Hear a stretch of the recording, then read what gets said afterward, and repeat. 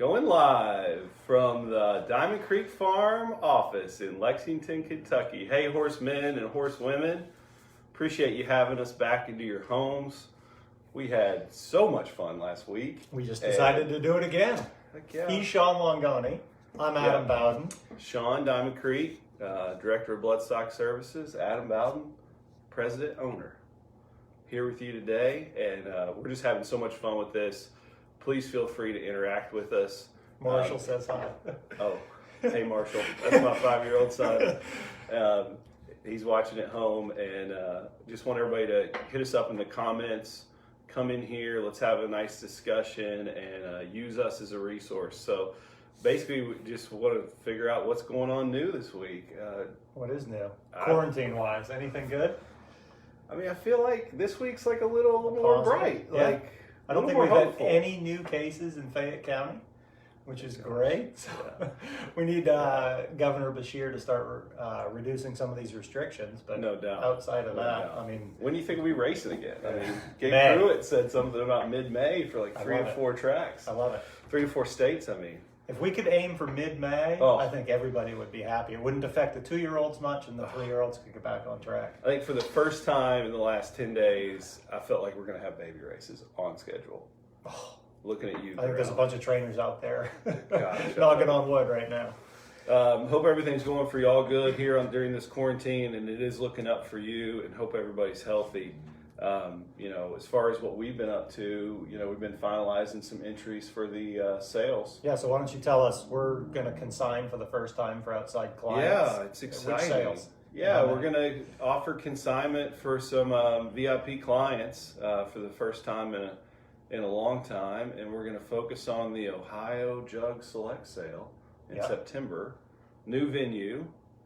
Shout out to all of our Ohio horsemen. New venue, Pickaway County Fairgrounds. That would be a guess for in me. Circleville, Ohio.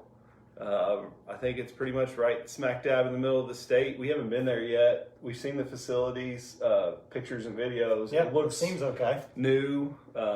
Seems like it's going to be a good venue. To me, it's a step up from where they have been. Yeah, I think so. I think they can handle more horses, or I think the capacity's similar, like 280-ish. I'll defer all questions to them on all the formats, but I know that we've thrown in, 20 to 25 entries. We're going to have a really nice group down by the seasides. We're going to have several creatines. We'll have other stallions represented, like What the Hill, First Crop. Well said. Yeah.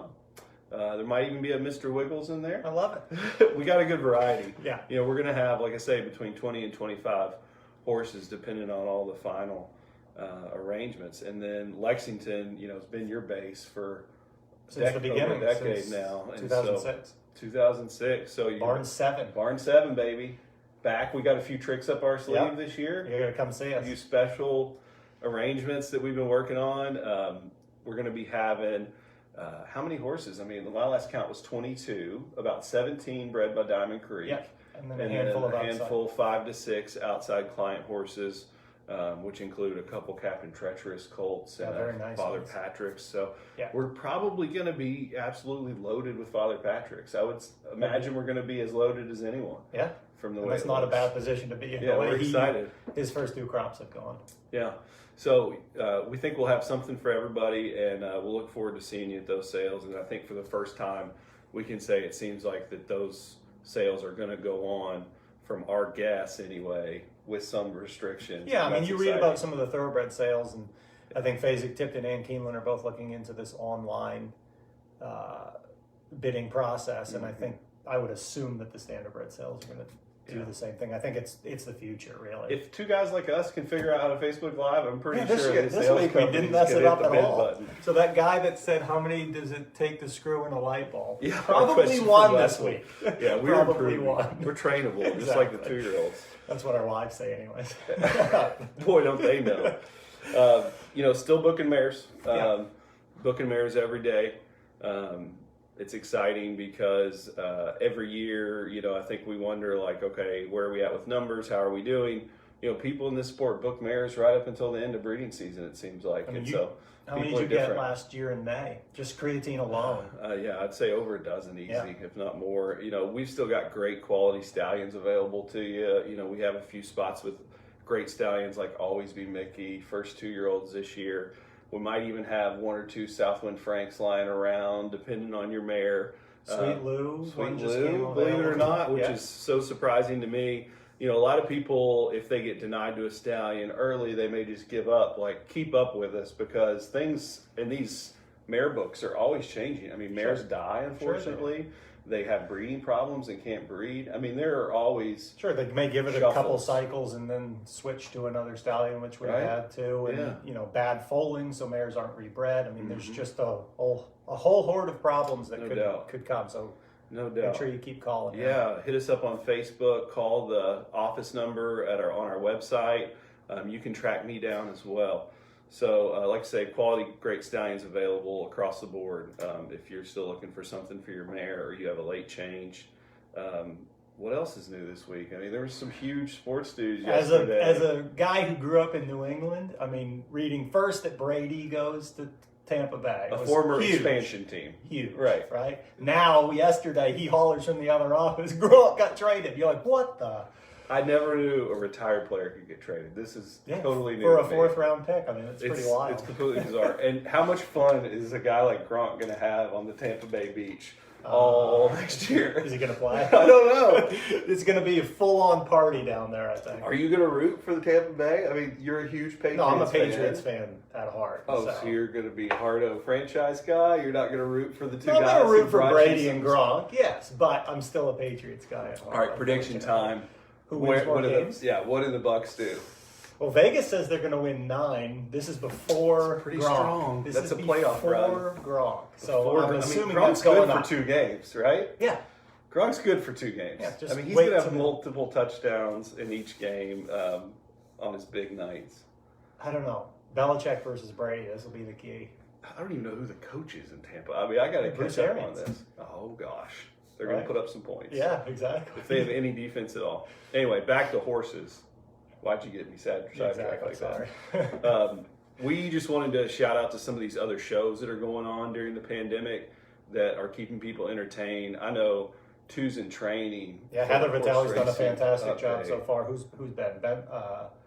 She's Ben done Wallace Ben the other Wallace, night with Jamie McDonald, and then we had Marcus Melander last week. and Carter Pinsky. Carter, are there 2 guys who give up less information about their It's 2-year-olds in the unbelievable. history of the sport? We have horses with both guys. We're sitting on the edge of the seat waiting for information. Like, yeah, they're doing good. You're like, come on, give me more. I want more. Don't play poker with Carter Pinsky or Exactly. Marcus Melander. He's gonna crush Oh my you. gosh! And he's only 24 years old. So Yeah, it's pretty cool great. that we've you finally got to place a couple horses with those 2 outfits, so we get a chance to see how they do their work and what their process Yeah, and I is. think from the beginning, it's just been professional. And Yeah. both guys are great horsemen. Yeah, Big for futures. sure. Yeah, I know for me down at Marcus's place, the way that track is configured that they train on, it's no wonder that his trotters do so well in the turns, because that track configuration is Basically a basically circle. one big turn. Yeah. And so that really put 2 and 2 together for me. And you don't see his horses. You see him staying flat in the turns, and I mean Yeah. they're just I super mean, you saw used to Green being in the Shoe. I turns. mean, he Yeah. can accelerate in the turn like nobody's business. It was Yeah. pretty wild. Other than that, the Kosa. women's thing tonight. Yeah, Coast has done a great job. They had something on Sunday night with those guys from WEG, and that was interesting to listen Mm-hmm. to. And tonight, I think they're interviewing some of the top women in top the women. sport. So Nancy Yeah. and Casey and Linda are going to be on. So check it out on their Coast's Facebook It's page. like or 7 p.m. Vanderbilt, tonight. Canada. Yeah. It's good. We appreciate all that. And then we just wanted to get into some questions. Mailbag time. We have some questions from last week we didn't get to. Put your questions in the comments so we can answer these live.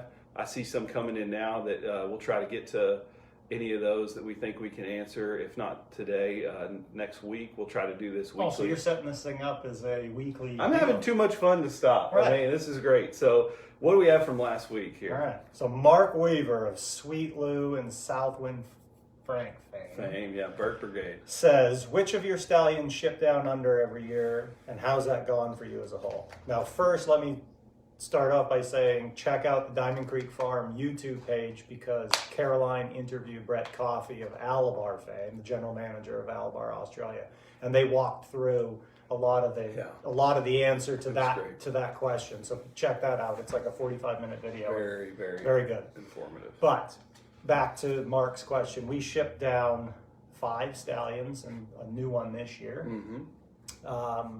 I got my first introduction to New Zealand and Australia back when we were trying to find a home for rock and roll dance, and got a great tour of Australia and New Zealand by John Curtin. And he introduced me to a ton of breeders and a ton of trainers. And I got a feel for the sport, and I got welcomed into people's homes. They let you into that country. I'm surprised. Exactly. Amazing. If you knew me in high school. Just kidding. No, but the country, both countries are great. The people are great. It's a homegrown sport. I mean, a lot of these people are hands-on, and that is their business. Yeah. And so throughout that process, we got hooked up with basically the 3 biggest farms down there. And who are those? Woodlands, Neville and Alabar. And the cool part is, for now 3 of the stallions that we have, Neville and Alabar, have teamed up for a rock and roll dance, Always Be Mickey.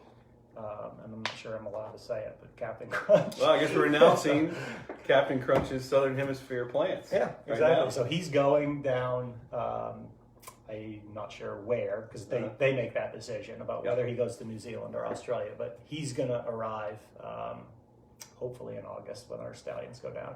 And so that's sort of, another person asked, this year with COVID, whether our stallions will travel or not. The plan is right now that they will travel. We've been in constant contact with the farms down there.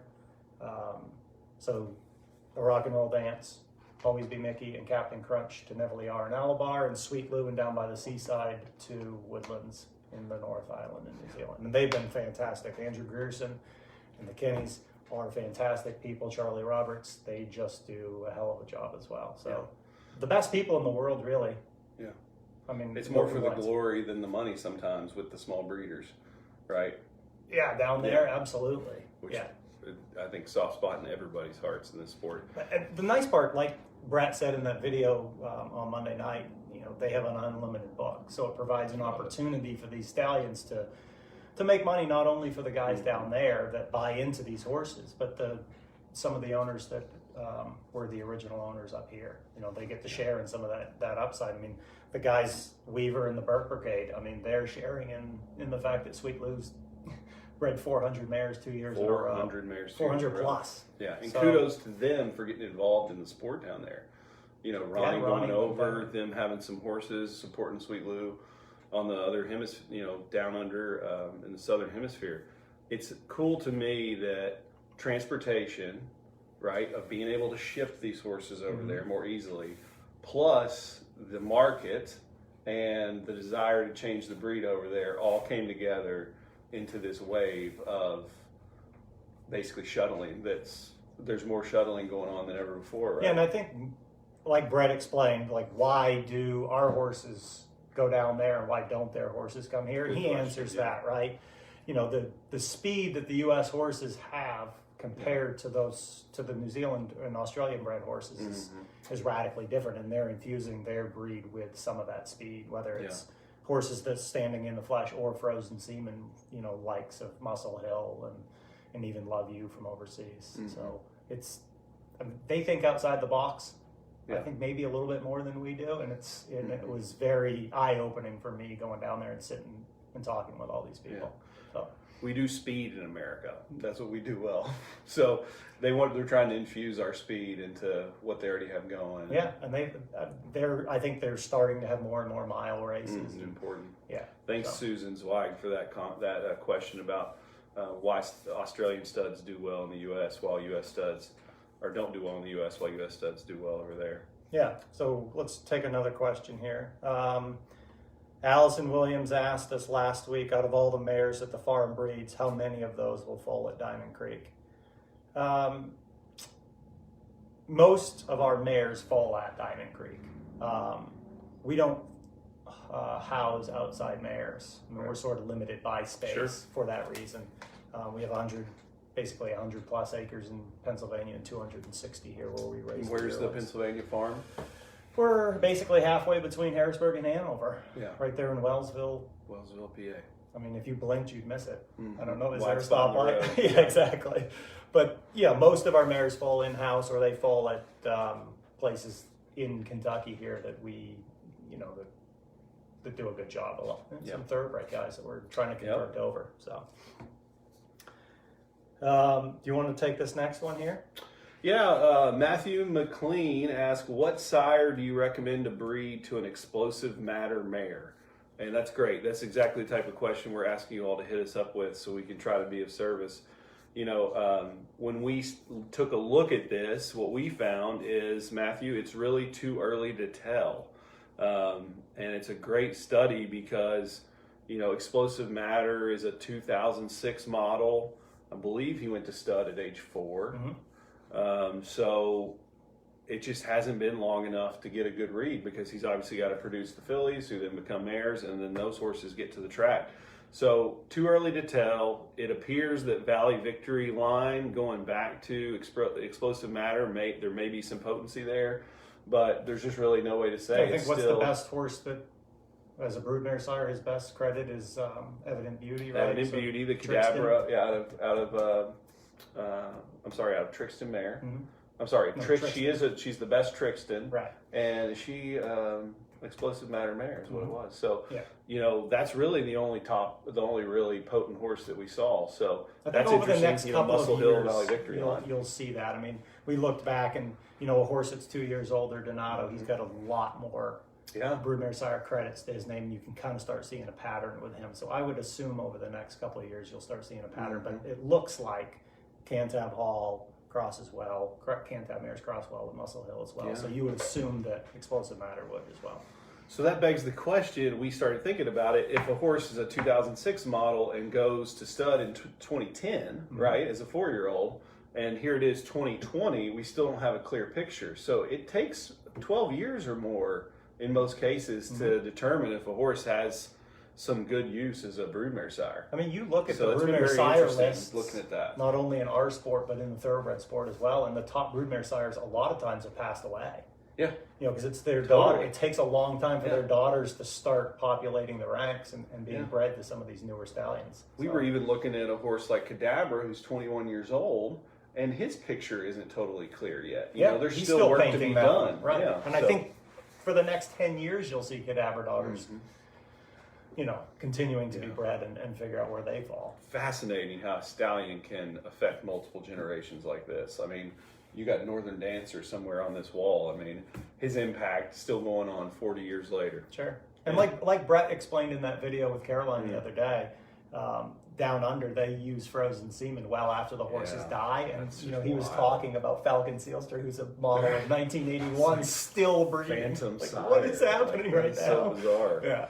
All right, so then other questions from last week. I think we pretty much got them covered, except the twins question. Yeah, so Helen McRae Landry asked, her 12-year-old son asked if any of our mares had ever had twins, which is a very interesting question. Yeah, I know that when I was getting into this, I was very confused about the twin situation. Yeah, so we've had one mare in 15 years have twins, and it was a huge mistake, obviously. Yeah. So we had bred a mare, I think in 2008 or 9, and she had double ovulated, and we knew that, and so we checked her at 14 days, and she came up pregnant. Yeah. And we asked the vet, make sure there's not 2 pregnancies, right? And so there didn't seem to be. We came back a couple days later, still 1.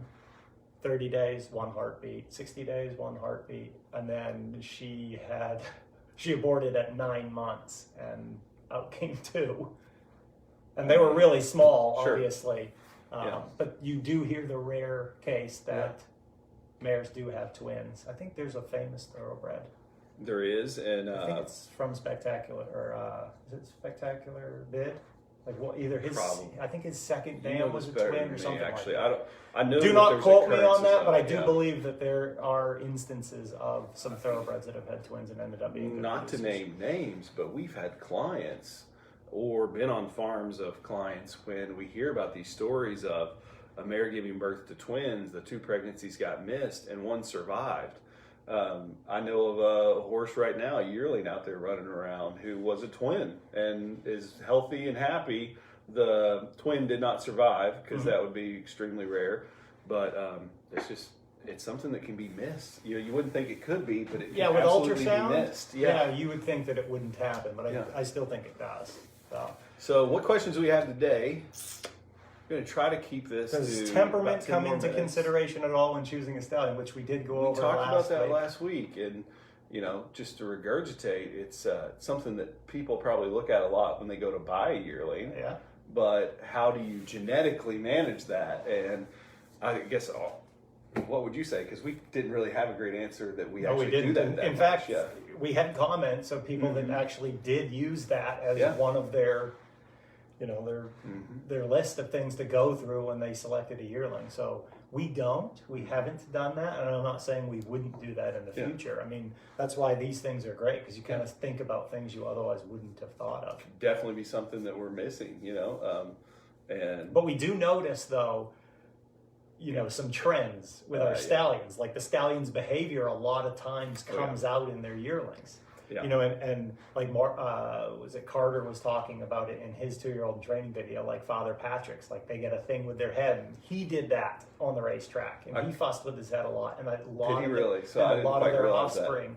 I've never seen anything like Synergy, the Father Patrick 3-year-old colt for Per Engbloom, posted the video. The horse is actually not messing with his head at all. He's going a fast jog or really a training, and he's literally twitching his ears back and forth like a robot. I mean, the Father Patrick seemed to be able to do all this stuff with their head and ears while still going straight. We saw that. You go to the trainers and you can watch them. They'll turn their heads and fuss with them a little bit. But fascinating.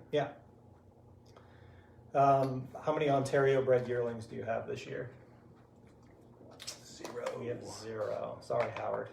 Howard Pierce is asking that Howard question. Pierce? Yeah, good guy. Hook us up with the season there, Howard. Yeah. And who should we breed to in Ontario?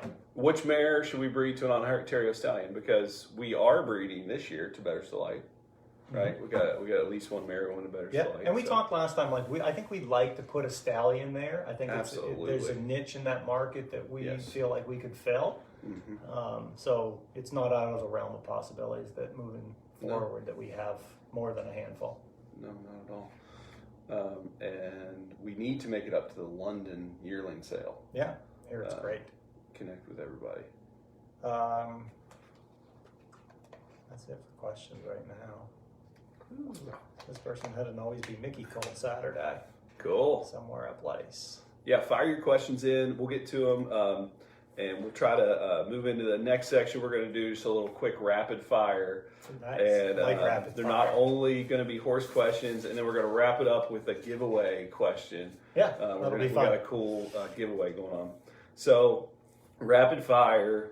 What are you binge watching on TV or streaming during this quarantine? So I've made it through Money Heist. Great show. And Ozark. Great show. Yeah, another great show. I did Dirty Money, which is maybe a little too left-leaning for me. No politics on this show. Yeah, exactly. But anyway, and so then you're a now, Netflix guy. Yeah, I'm a Netflix guy, and now I'm working on this Israeli show, Fauda. Oh, that's I know weird. It's just he watches everything. Too many things. You watch when do you watch all this? Like what? I probably shouldn't say. Why? Sometimes when I'm driving in the car. Oh yeah. Yeah, don't pull them over. Any law enforcement out there? No, usually in the mornings. I work out. Yeah. I ride my bike in the morning inside, and a lot of times I catch up on shows that way. Are you doing any training for any of your triathlons? Just coming off an injury, so I got a suspensory injury, Achilles. Yeah, it's been a year going on. So send them to the Equine Hospital. Exactly. So, but you don't have anything planned race-wise, triathlon-wise? No, probably the late fall, early winter, if I can stay healthy. Good luck to you, sir. What about you? Oh, binge watching. Yeah. I've become a huge Shark Tank addict. Oh, really? Yeah, Okay. Me and Jerry Silva, big Shark Tank fans. I don't know, something about those entrepreneurs, and like sometimes they get torn apart, and then sometimes they have this brilliant idea. Like last night, there's a machine. I think it might have given one of your girls, your daughters, one of them maybe. Great. It's an Easter machine, and you put a plastic egg in it, and it spins it. and then you take a marker so that it draws on the egg. Simplest little toy ever, right? They make it for like $4. They sell it for like $20. The company's like worth all this money, and the sharks were just eating it up, you know. Other than that, Marshall, the 5-year-old son, you know, Lego Masters has been big at our house, which is actually a really cool show on Fox that just finished. I think Mark and Boone should have won, not Tyler and Amy. Okay. Don't have any idea what he's talking about, but check it out. All right, when was the last time you... put in the comments what shows you're binging. Yeah, we need recommendations. We're running out of stuff to watch. Tiger Kings feels like it was like 5 weeks ago. Exactly. When's the last time you cut your hair? Yeah. Now with all these barbershops and hair salons closed. This isn't my typical haircut. I was going to say. This was done by me with some shears. And that's okay. I have the authority to do that to myself. Got bored one day and just wanted it trimmed up because I can't go to the barber. But then I proceeded to do it to the son, and I got in a lot of trouble. Because you shaved his eyebrow off. I got just the tiniest little bit of the eyebrow. He got most of it. Let's be honest. My son is my wife's baby doll, and I should not have touched his hair. I was in the doghouse for several days. Good. But we survived. What about you? You cut that mop top? Angel cuts my hair, and Angel's out of work right now. So Angel, when Angel's back, holler if you need anything. Exactly. It's too long. That's why it stays under a hat. It looks like I don't know what. So not good. All right. So then rapid fire. Horse question. Favorite, and then you got to give this quick. Like you got like 2 seconds to answer. Boom. Favorite male and female thoroughbred in the last 20 years? Rachel Alexandra Curlin. Both Steve Asmussen trainees. You, go.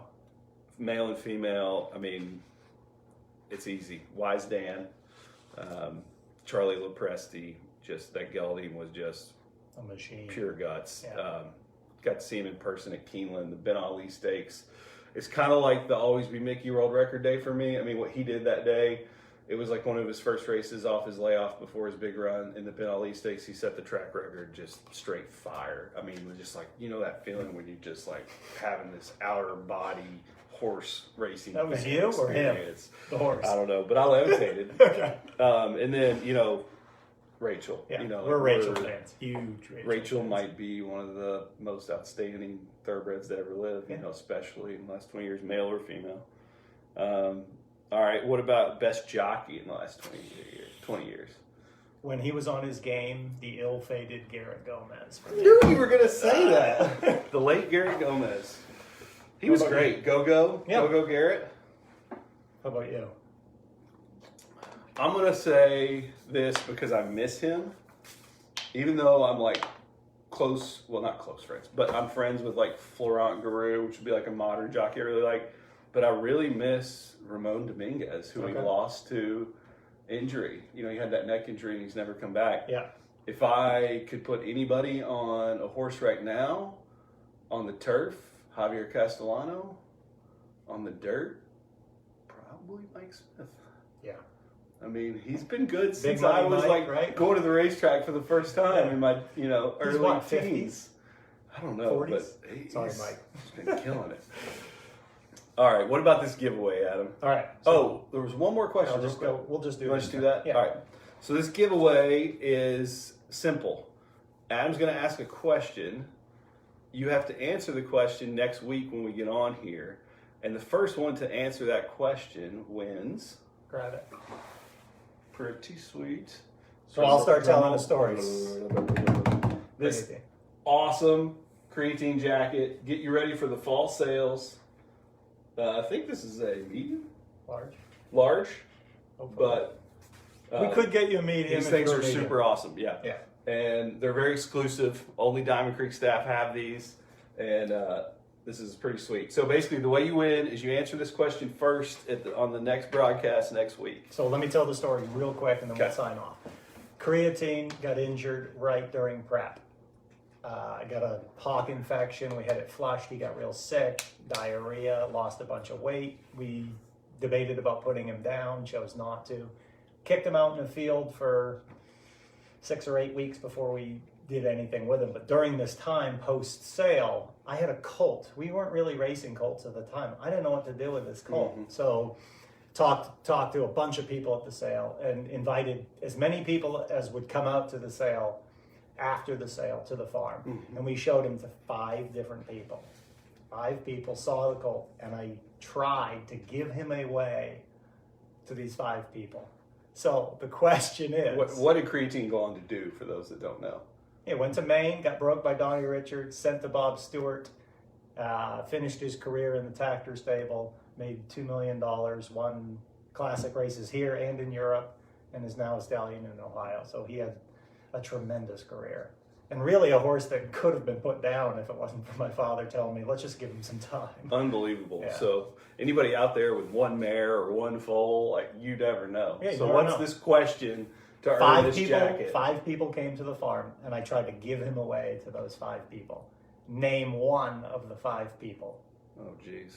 I don't even know. So this will be fun. I didn't tell him the answer. You must name one of the 5 people that Adam tried to give creatine. Winner For free. of $2.2 million, Breeders' Crown champion, Futurity champion. Tried to give him away as a yearling. One of the 5 people. I was begging these 5 people to take the horse off my hands. Unbelievable. And not one of them said yes. I mean, he had a hawk the size of a basketball. Sure. So next week when we get on, we'll ask for this question to be answered. Save your answers to then. Hit us up then, and the first person to get one of those 5 people, we will send you this creatine jacket. And Nancy would have taken him, she says. She's smart. Exactly. No hints either. Yeah, and if you're one of these 5 people, obviously you're not eligible. Actually, 3 were trainers, 1 was an agent, 1 was an owner. Those are my hints. We got some good hints there. So if you end up being right about one of these people and you weren't first, well, we might send you a hat or a pack of stallion stickers like is on here. All these stallion stickers or something. We'll take care of you if you get it right. But if you're the first person next week, you got a creatine jacket coming your way. And that'll be a fun way to start next week's show. Thank you all very much. Tune in next Wednesday, noon. We're going to try to do this again. Try to keep it right around 30 minutes. Yeah, comment, questions. We'll have fun with this. As long as we're having fun with this, we'll keep on rolling. And he's been pulling his hair out trying to come up with a name. So we want to name our sit down. Yeah. Fireside chat. I don't know if it's a fireside. There's a fireplace over there. Take care, everybody, and Thanks, stay healthy. We'll see you next week. All right, bye, y'all.